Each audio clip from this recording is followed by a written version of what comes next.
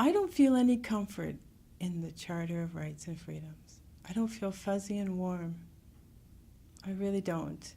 I think it celebrated 30 years in April, this past April, and I was so insulted by the commercials on TV. I don't feel fuzzy and warm that there's a United Nations Convention on the Crime and Punishment and Prevention, or Prevention and Punishment of the Crime of Genocide. I don't feel fuzzy and warm about that. I don't feel protected by it. I don't feel fuzzy and warm or protected by the United Nations Declaration on the Rights of Indigenous People. I don't feel fuzzy and warm about that. I don't think that these domestic and international instruments serve any purpose. I think human behavior is pitiful. That's what the Anishinaabe say. Humans create silly legislation and models and structures that are harmful. And we put too much emphasis on the conscious mind and intent. Most of the knowledge, the most important knowledge is the knowledge in practice. So all those documents don't mean anything to me. It's obvious that legislation is not going to protect my human rights or not going to protect me, which is a hard lesson. That's a hard lesson, that the Indian Act and the Charter of Rights and Freedoms and Sandra Lovelace going all the way to the United Nations. I see it as pointless. What I think is important, that what I've learned is that all people need to go back to their Indigenous knowledge, not just Indigenous people to Turtle Island. People Indigenous to Europe have to go back to their Indigenous knowledge, move away from capitalism, move away from materialism, move away from consumerism, and return to their Indigenous knowledge. The current model is not working. It's not working for Indigenous people. I think we're the canaries, but I don't think it's working for you either. I don't. I think you've been colonized as well. I don't think it's working for men either. So I think in the hierarchy, I'm just Indigenous people are worse off. We're the canaries, but I think injustice anywhere is injustice everywhere, and so I think people who are more privileged need to understand that. But I think there's a lot of barriers for non-settlers. I'm going to call them descendants of settlers and settlers to understand and be good allies to Indigenous people. There's a lot of barriers because Canada likes to pit us against one another, and it serves their purpose in their nation-building agenda. Right? It serves their purpose to turn our culture into fluffs and feathers, and it works well to the settlers and the descendants of settlers. I think I'm glad I didn't study law, because I don't think there's any answers there. But some people would say, well, you did, Lynn. You just did it in a different way. So maybe I'm wrong there. I think what is my biggest lesson is, you're asking me what is my biggest lesson?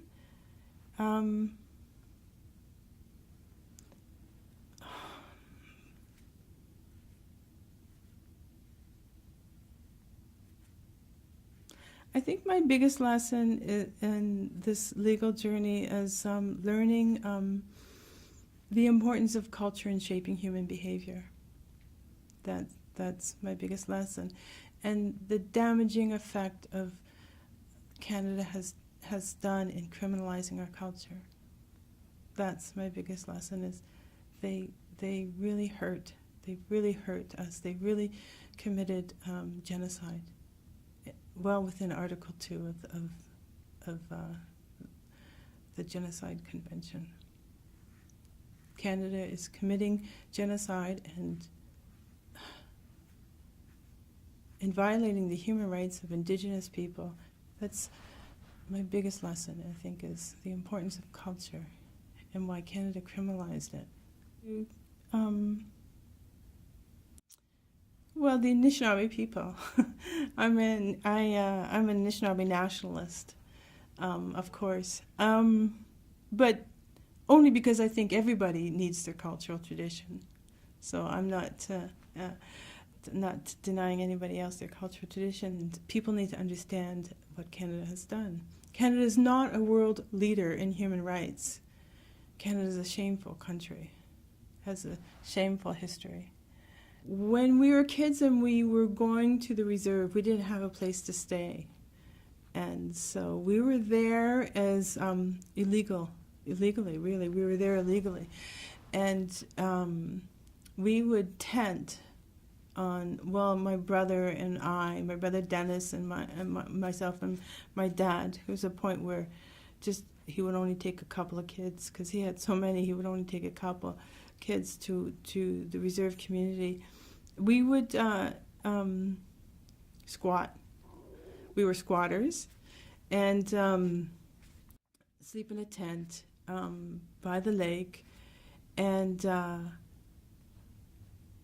it was really interesting because as a young person, you know that there's something secretive about what you're doing, something bad that what you're doing, because what we were doing was illegal. We were gathering, we were fishing illegally according to the Indian Act, and we were hiding that food.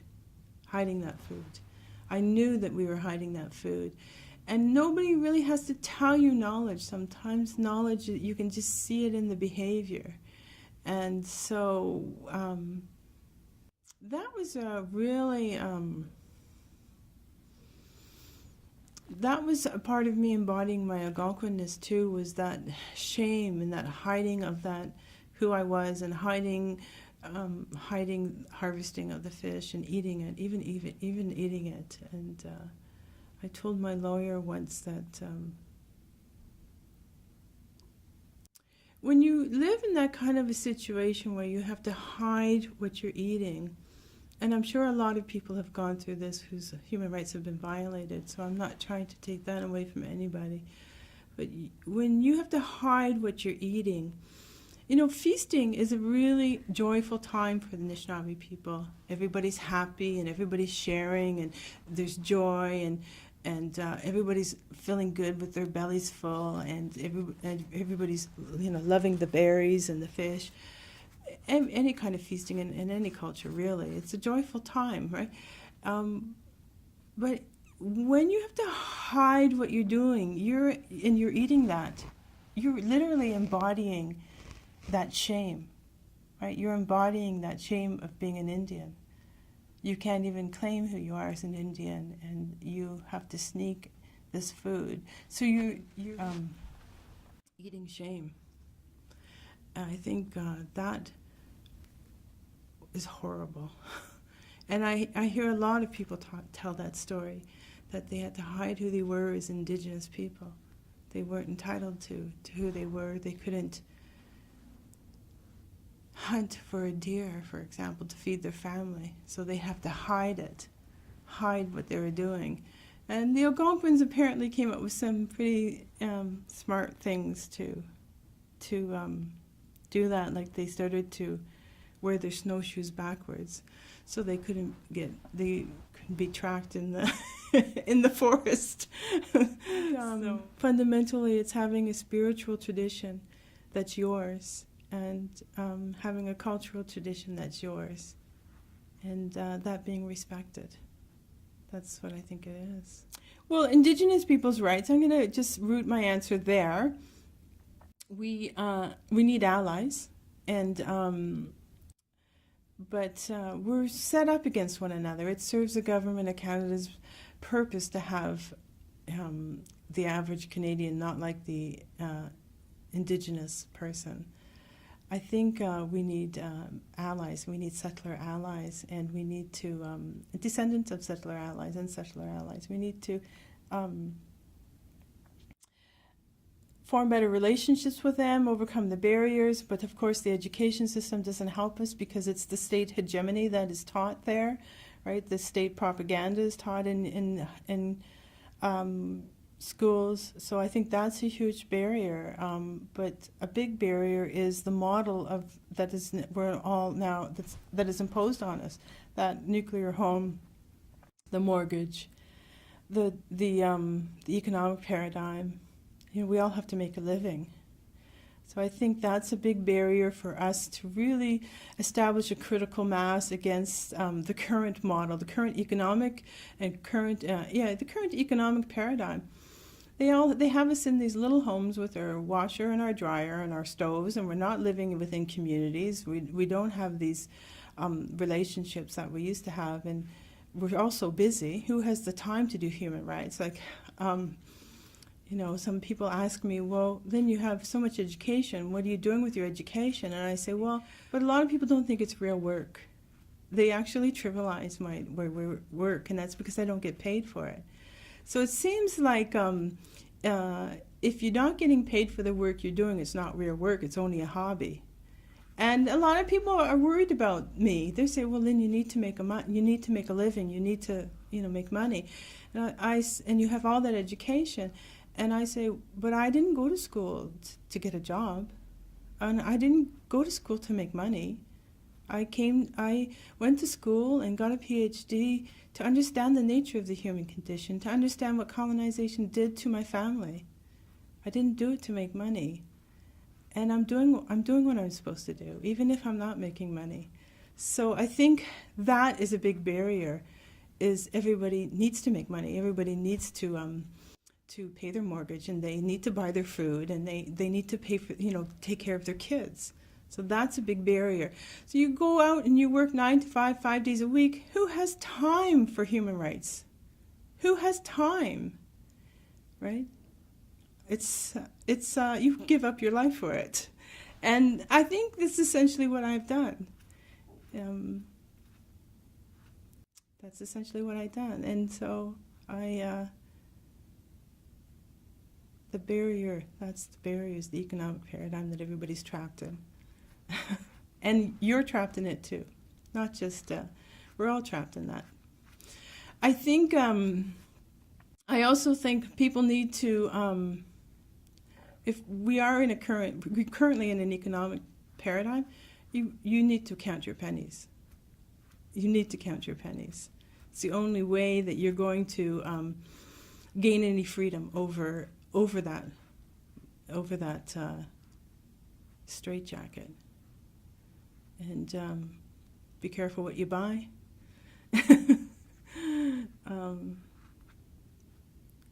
So that's what I think is a large barrier to human rights, is the current economic model and greed, capitalism. A lot of people aren't related to the land they're living on. So they don't know it, they have a different relationship with it, they think they own it, that's it. That's why I actually said people have to return to their own Indigenous knowledge. And I think probably another barrier to human rights is I think there's a lot of culturally deficient people out there. Now that's a nasty thing to say, but what I mean by that is nationalism has taken over people's ethnic identity. And I think that's a barrier because they don't really see the human rights related and rooted in their ethnic identity. That's a barrier. They don't really value people who have an ethnic identity. They, for some reason, prioritize a nationalistic identity that they have. So they almost dismiss an Indigenous ethnicity or another ethnicity. It's not real, it's not important. You came to Canada, just leave it behind, that type of thing. So if your human rights are related to your ethnic identity, your cultural identity, it's perceived as not real by other people. I think we need to establish a critical mass of people to challenge things, and when the state has control of the education system, there's a large barrier there as well. So I think that's it. No, not really. But I don't really see myself as a human rights activist. I'm just on a personal journey trying to understand what happened. And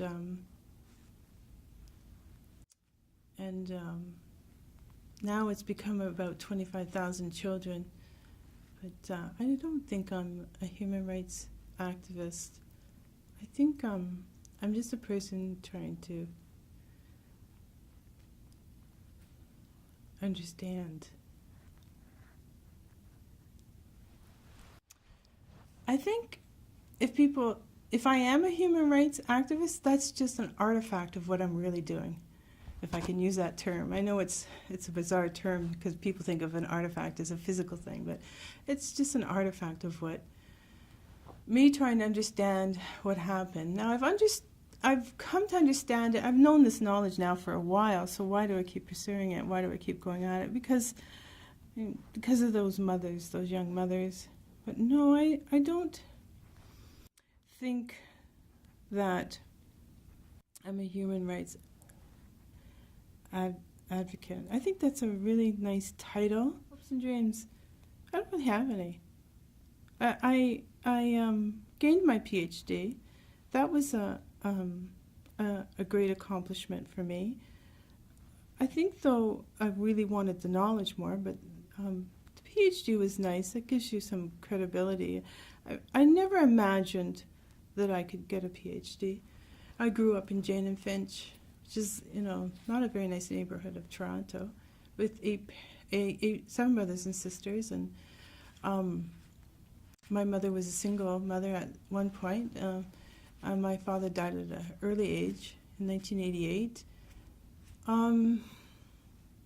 It's quite remarkable when you think that I think it's quite remarkable that I have a PhD.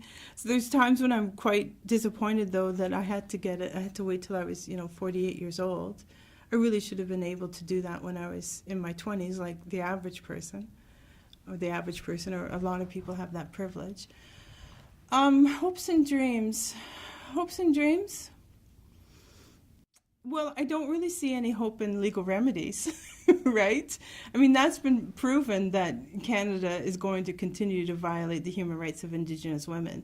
So I'm not naive about that.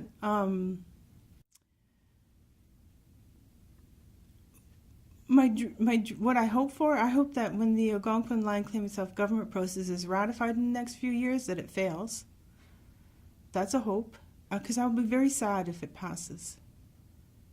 I'll be very, very sad.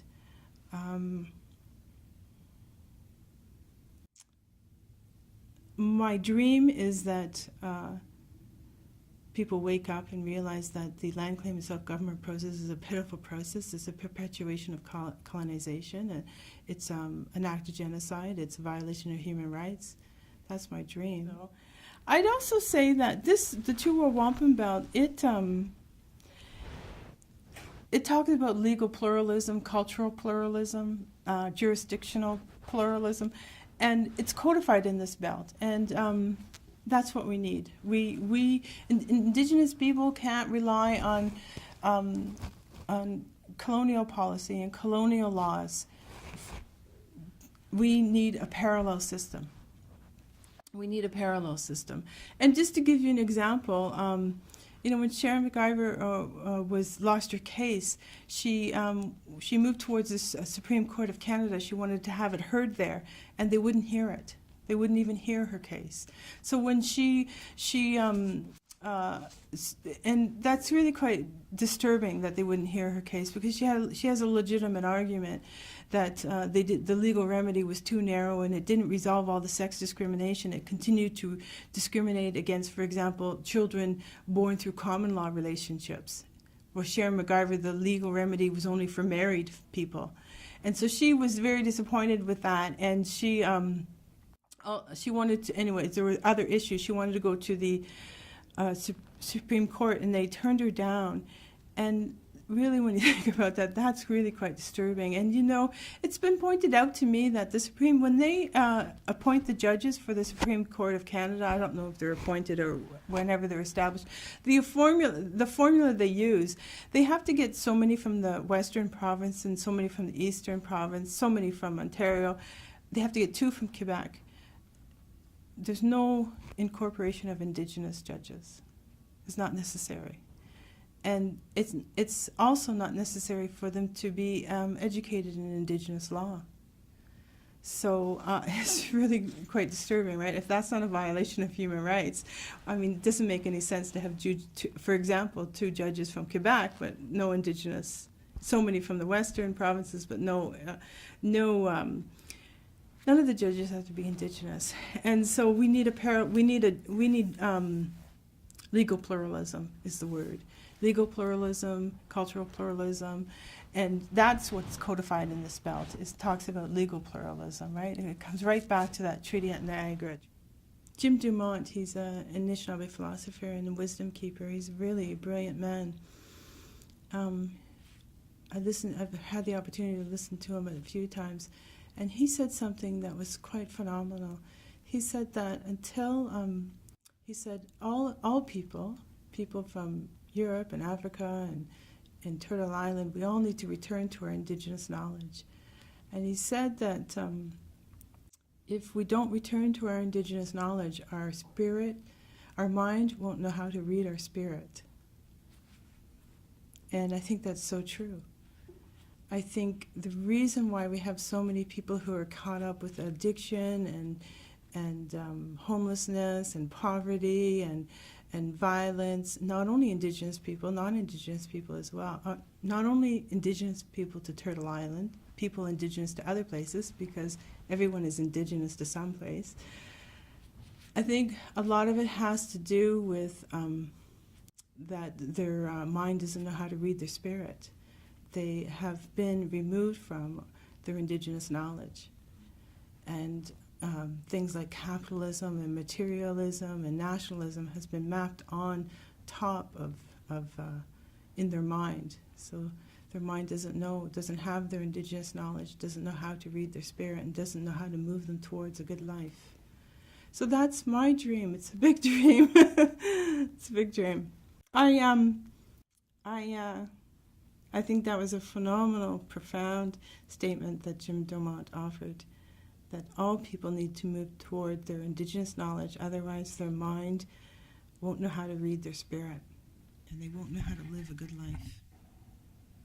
That's a good dream. That's my dream.